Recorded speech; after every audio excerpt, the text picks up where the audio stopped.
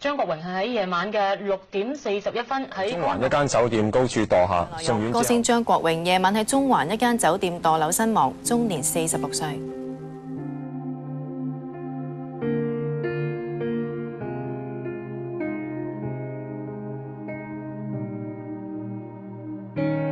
親友，張國榮先生出殯儀式現在開始。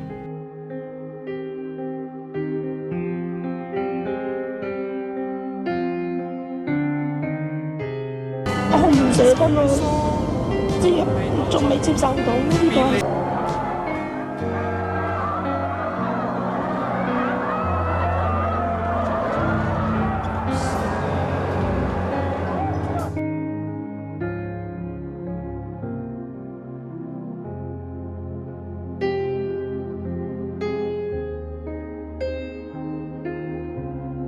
由林振強填詞嘅《春夏秋冬》係哥哥張國榮喺1999年陪你倒數專輯中收錄嘅其中一首歌。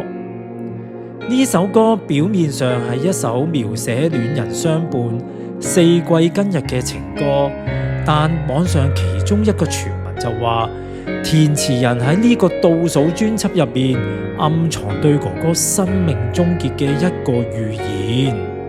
今集歌詞解碼，為大家研究下，究竟當年林振強係咪有一啲心靈感應，知道張國榮會喺4年後嘅春天離開大家呢？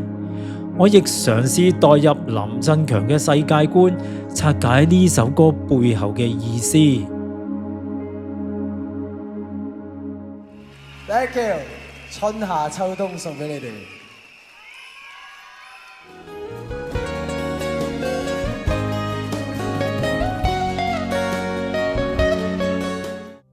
首先呢，我哋睇下呢首歌嘅時間線。一般人寫四季係春夏秋冬，但點解呢首歌嘅順序咁特別呢？由秋天寫起。秋天該很好，你若尚在場。之後係冬天，冬天該很好，你若尚在場。然後係夏天，暑天該很好，你若尚在場。最後先至係春天，春天該很好，你若尚在場。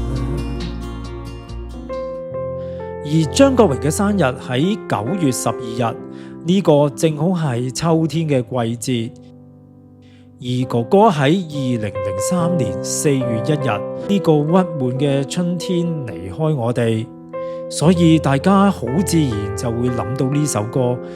我哋冇人知道林振強當時腦入邊真正諗緊啲乜，因為佢亦都喺同年嘅11月離開人世。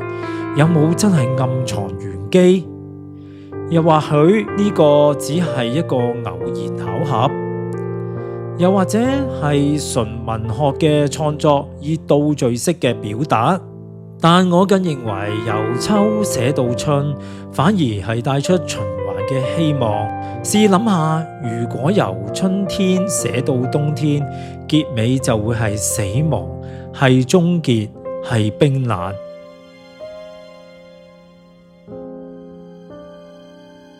佢想話俾大家聽，就算你而家經歷秋天嘅凋零、冬天嘅灰暗，你唔好驚，因為下一步就係暑天嘅火熱，最後會返到春天嘅重生。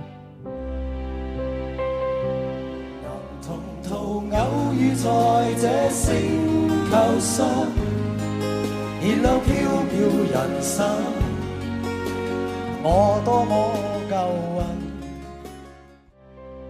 能同道偶遇在這星球上，你諗下，我哋每個人嘅相遇，就好似喺呢個浩瀚嘅宇宙入面，兩粒微塵撞埋一齊，其實係幾萬分之一嘅機會，係咪多麼的幸運呢？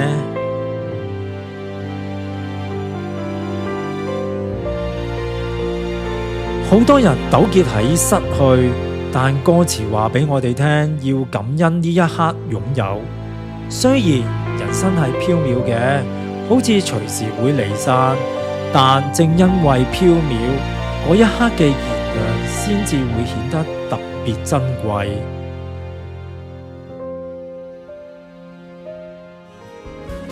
同途偶遇在這星球上，是否種緣分？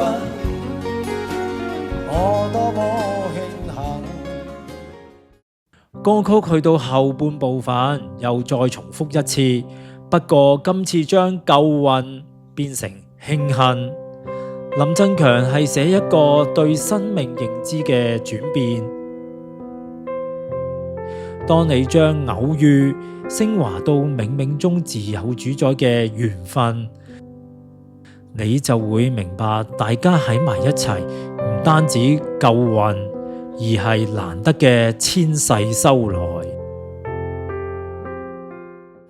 如離別你亦長駐心靈上，寧願有遺憾，亦願和你遠亦近。而家我哋嚟到全首歌最深刻、最值得回味嘅地方，而且呢句歌詞只出現過一次。先講第一句，如離別你亦長駐心靈上，呢句寫得好白，所謂生離死別，相信係最令人傷心嘅經歷，但大家唔使怕，哪怕係永別，只要你同對方有住過往嘅回憶，佢一定永遠活喺你心底裏。之後一句寧願有遺憾，成首歌呢個位係最反傳統嘅地方。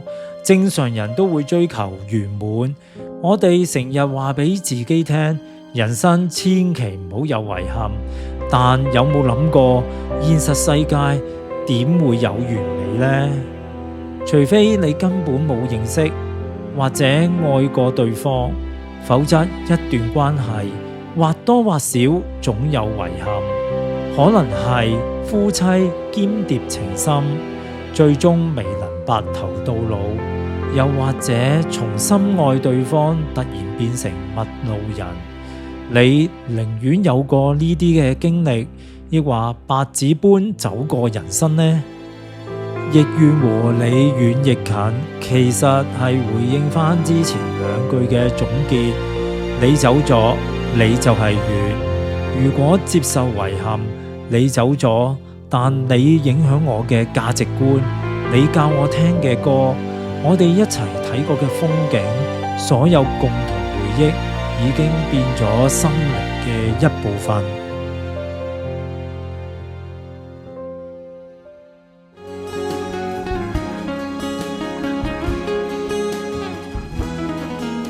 春夏秋冬話俾我哋聽，世界係無常嘅，季節係會變，人亦會走。但只要你覺得我多麼夠運，曾經同某啲人喺呢個星球上偶遇過，最後始終係嚟到綿綿細雨嘅春天，你感覺會係溫暖。如果你都覺得自己遇上某啲人係好夠運嘅話，留言同我分享下你嘅故事。如果中意呢條片嘅分析，記得 like 同 subscribe 我哋嘅頻道。下次見，拜拜。從沒再疑問，這個世界好得很。哥哥，點解你又走得咁快？